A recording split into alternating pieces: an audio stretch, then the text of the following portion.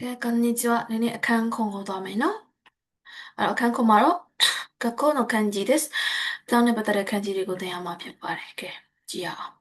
一番大きい漢字、大きい。字窓、大、大、大きい、大、大。字までそれでべやばれ。という、今読みで大きい。音読みで大ရဲ့大ရဲ့ဒီခန်းကြီးကိုမြည်ကြီးမာအဲ့တော့ဒီခန်းကြီးမှာဆွဲချက်၃ချက်ရှိမယ်ဆက်စလို့တစ်ချက်ဆွဲကြည့်အောင်တစ်ချက်ပြီးရင်နှစ်ချက်ပြီးရင်ရနေဆွဲမယ်၃ချက်နော်နောက်တစ်ခုချီးဆိုင်ဆိုတာကတင်းငယ်တယ်ဆိုတဲ့ခန်းကြီးအဲ့တော့ဒါလေးကိုမြင်ရင်တင်းငယ်တယ်လို့မှတ်ပါမယ်ဒီခန်းကြီးကတင်းငယ်တယ်ဆိုတဲ့ခန်းကြီးပါအဲ့တော့သူ့ရဲ့အောင်ရောမီဒီခိုးရဲ့ရှောရဲ့ရှိပါမယ်နော်ရှီရဲ့ရော့ရဲ့ဦးရဲ့ဆိုတော့ရှောခိုးရှောအဲ့တော့ကြည့်ရအောင်သူဒီတင်းငယ်တယ်ဆိုတော့ဒီကနေပြီးတော့အဲ့လေတဝက်ဝက်လိုက်မယ်တင်းငယ်တာလေးကဟိုဘက်တစ်ဖက်ဒီဘက်တစ်ဖက်ရှိနေတယ်ပေါ့တစ်ချက်ပြီးသွားရင်နှစ်ချက်သုံးချက်နော်ကြီးမားတယ်ဆိုလည်း၃ချက်ပဲတင်းငယ်တယ်ဆိုလည်း၃ချက်ပဲကြီးမားတာရဲ့ဆန်းချက်ပဲကြီးဆိုင်တင်းငယ်တယ်ခန်းကြီးကိုရောမိမရှော့အဲ့တော့ကြာယာမခါဝါဆန်ဒါလေးကတောင်ခန်းကြီးဒါကခါဝါခန်းကြီးယာမခါဝါဆန်ဝမေကအိုခီဒက်စ်တဲ့ယာမခါဝါဆန်ကတဲ့ယာမခါဝါဆန်ကကဲစနေဒါလေးရေးပေးမယ်နော်ယာမခါဝါဆန်ယာမခါဝါဆန်ဝမေကမျက်လုံးကတဲ့မေဒီခန်းကြီးလေးရဲ့အဓိပ္ပာယ်ဒီမေဒီမြင်ထားတဲ့ခန်းကြီးအဓိပ္ပာယ်ဒီ okay တဲ့မျက်လုံးကတဲ့ကြီးတယ်တဲ့မျက်လုံးကြီးဆိုမျက်လုံးကဝိုင်းဆက်နေတာပဲကြီးတယ်လုံးပြပြလေးအဲ့လိုအဓိပ္ပာယ်နော်2番私はラーメンがကဲဒါသူများနဲ့ပါနေတဲ့တကဒိုင်းတို့တိုင်းတို့ထွက်တယ်ဆိုတော့ဒိုင်းစကီဆိုတာအရင်ကြိုက်နေတဲ့တာနော်အဲ့တော့私はラーメンが大好きですကျွန်တော်ကရာမန်ကို大好きですအရင်ကြိုက်ပါတယ်3番彼は私のကဲကြည့်အောင်大切な大きい漢字တွေသူများနဲ့ပေါင်းရင်大ဆိုတော့大切なဖြစ်ပါမယ်နော်အဲ့တော့大切なအရေးကြီးသောဟိတိုလူဖြစ်ပါတယ်彼は私の大切な人です。4番、このカバンは小さいです。ဒီအိတ်က小さい定義ပါတယ်သေးပါတယ်ပေါ့ဒီအိတ်ကသေးပါတယ်小さい私の弟は小さいဒီသူများနဲ့ပေါင်းတဲ့တန်းတာက short ဆိုတော့ short ဒါလေးက学生လေးကျောင်းသားလေးအဲ့တော့ဆက်စစ်လို့ဒီထားကို short 学生လို့ယူပါမယ် short 学生ကျောင်းသားဖြစ်ပါမယ်နော်ကဲကြဟောဒါခန်းကြီးလေးကိုကြည့်အောင်ဒါဒီဒါကိုက်ခန်းကြီးဒီသူများနဲ့ပေါင်းတဲ့တန်းတော့ဒီခို့ဈေးကြီးတယ် no sorry မြင့်မားတယ်ဆိုတဲ့အားလေးပေါ့နော်ဈေးကြီးတယ်လို့လည်းအဓိပ္ပာယ်ရပါတယ်ဒါကိုက်မြင့်မားတော့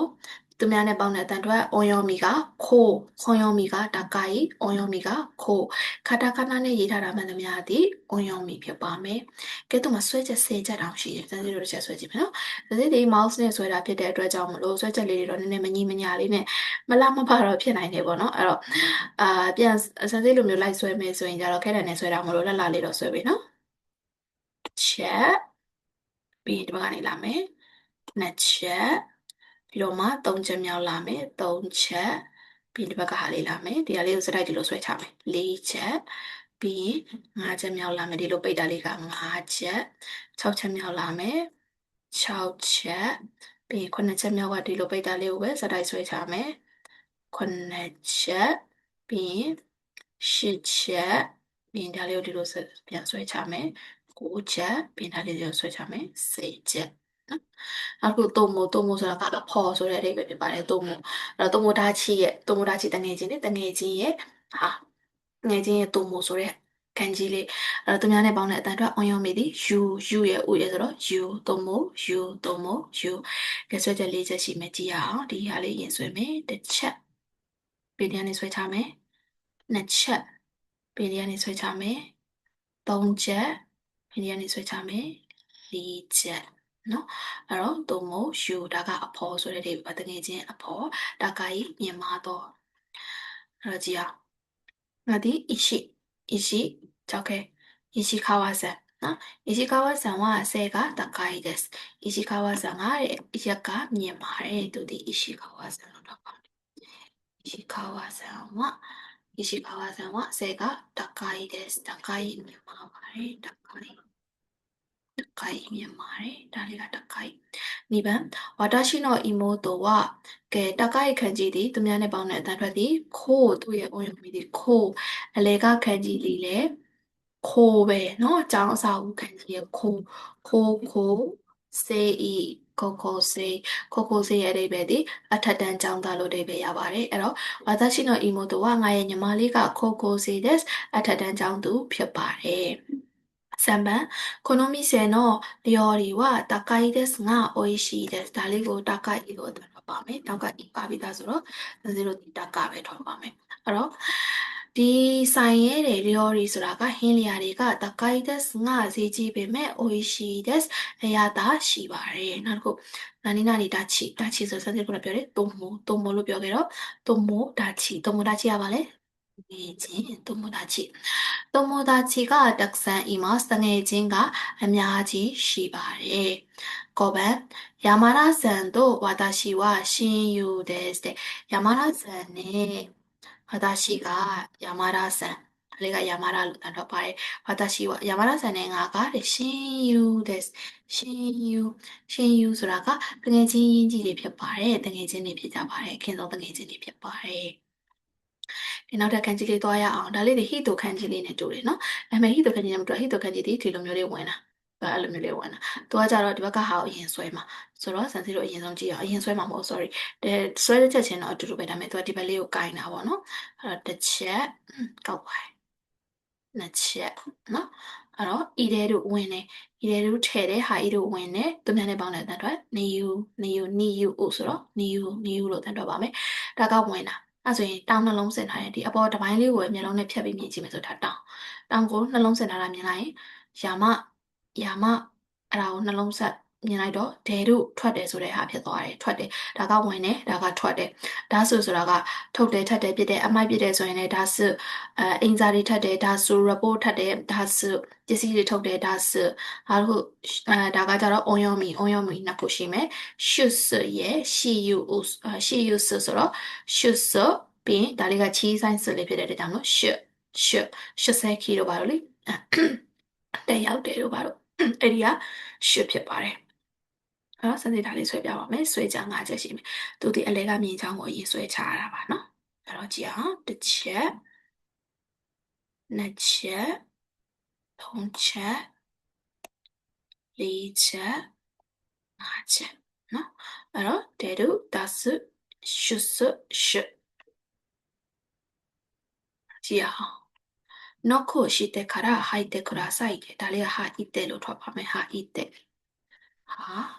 いってはい、いりますかにလာပါတယ်နော်အဲ့တော့ knock ကိုရှိတဲ့ knock ကိုဆိုတာတကားခောက်တာ knock KNOCK knock ကိုပြောတာတောက်ဆိုခောက်တာတကားခောက်ပြီးတော့မှတဲ့ hi တကူတာ site ဝင်လာပါတဲ့ဒါကကြတော့ iri နောက်ကပါဇက်ပေါက်လေးဆိုတော့ gucci ဒါလေးကရှေ့က ရှေ့ကခန်းကြီးဒီ e လို့တန်းပါမယ်နောက်ကခန်းကြီးဒီ gucci လို့တန်းပါမယ် iri gucci はこちらですဝင်ပေါက်ကတော့ဒီဘက်ဖြစ်ပါတယ်ဒါကကြတော့ de gucci လို့ထွက်ပါမယ်နော်レグチがじゃろこちらあちらですပေါ့နော်レグチကတော့あちらထွက်ပေါက်ကတော့ဟိုဘက်မှာဖြစ်ပါတယ်ဝင်ပေါက်ကဒီဘက်မှာထွက်ပေါက်ကဟိုဘက်မှာကဲစမ်းမယ်ဒါလေးက日本ဂျပန်日本ဂျပန်မှာတဲ့ရှီကစဒါလေးကလေးဆိုတော့ရှီလေးလပိုင်းဆိုတော့ရှီကစလို့ဆိုမယ်နော်シガス。シガスに入学式があります。入学式。入学式。入学入学式があります。ကျောင်းဝင်ခွင့်အခမ်းအနားရှိပါတယ်။လေးလပိုင်းမှာဂျပန်မှာလေးလပိုင်းဆိုရင်ကျောင်းဝင်ခွင့်ပွဲအခမ်းအနားရှိပါတယ်။読manこの手紙を出してください。ဒီစာကိုထုတ်လိုက်ပါတဲ့။5番友達とတငယ်ချင်းနဲ့ခိုင်းမွန်တော်နိဈေးဝယ်ဖို့အတွက်ဒါလေးဒီအပြင်ထွက်နေဆိုတော့ဒေခါကေမတ်စတာတငယ်ချင်းနဲ့ဈေးဝယ်ဖို့အပြင်ထွက်ခဲ့ပါတယ်။နောက်တစ်ခါကြည့်ကြည့်အောင်ဒီဟာဒီတကားပေါက်လို့ခေါ်ပါတယ်။တကားပုံစံလေးဟိုဘက်ဒီဘက်တကားရွက်နှစ်ခုလို့မြင်လိုက်မယ်ဒါလေးကိုမွန်းဆိုရင်တကားပေါက်ပါသူ့ကိုမွန်းတကားပေါက်လို့ခေါ်ပါတယ်နော်။သူ့မှာခွန်ရုံမီမရှိပါဘူး။အုံရုံမီပဲရှိပါတယ်။မွန်းအဲ့တော့စမ်းစစ်တို့ဒါလေးဆွဲကြည့်မယ်။တစ်ချက်နှစ်ချက်သုံးချက်လေးချက် ပြီးရင်ဒါလေးဆွဲချမယ်5ချက်6ချက်9ချက်10ချက်နော်အဲ့တော့ဆွဲချက်လေး10ချက်ရှိမယ်အဲ့တော့ခန်းကြီးကို読みましょう門のそばに車を止めました門のそば門ဆိုတာကတကားပေါက်လို့ပြောခဲ့တယ်လေနော်တကားပေါက်ရဲ့ဘေးမှာကားကိုရက်ခဲ့ပါတယ်နောက်တစ်ခုခိုးမွန်ရှေ့ဟာကစာအုပ်ခန်းကြီးကျောင်းစာအုပ်ခန်းကြီးလေးခိုးမွန်ဆိုတော့ကျောင်းပေါက်ဝကျောင်းတကားပေါက်ကိုပြောတာနော်ဒါလေးကိုပြောတာခိုးမွန်တော့မှရဲ့တဲ့ကျောင်းတကားရဲ့ရှေ့မှာကျောင်းဝင်ပေါက်ရဲ့ရှေ့မှာကျောင်းတကားဝရဲ့ရှေ့မှာမတ်တေအမစောင့်နေပါတယ်တဲ့私の専門は経済で専門ဆိုတာကအထူးပြုမိတာဘာသာရပ်ကိုပြောတာပါเนาะအဲ့တော့私の専門はငါရဲ့မေဂျာက経済စီးပွားရေးဖြစ်ပါတယ်ငါရဲ့အထူးပြုမေဂျာဘာသာရပ်ကစီးပွားရေးဖြစ်ပါတယ်ပါဆိုကွန်တော့ဒါကကြတော့ new moon shot new moon shot ကိုခိုင်းましたဒါလေးဒီဝင်ဒီဆိုတဲ့ခန်းကြီးပါเนาะအဲ့တော့ဝင်ဒီဆိုတာက new moon shot new moon shot ရဲ့အဓိပ္ပာယ်ဒီအသုံးပြုပုံအသုံးပြုနည်းကိုပြောတာပါเนาะနောက်က short ကပါပြီးသားဆိုတော့ substitute data ကို new moon short လို့ထွက်ပါမယ်အဲ့တော့ကွန်ပျူတာအသုံးပြုပုံပြုနည်းစာအုပ်ကိုခိုင်းましたဝယ်ခဲ့ပါတယ်ဒါမှမဟုတ်ကွန်ပျူတာအသုံးပြုနည်းလမ်းညွှန်ကိုဝယ်ခဲ့ပါတယ်တဲ့ဒါဆိုရင်ဒါကအခန်းခွန်ရဲ့အခန်းကြီးလေးဖြစ်ပါမယ်နော်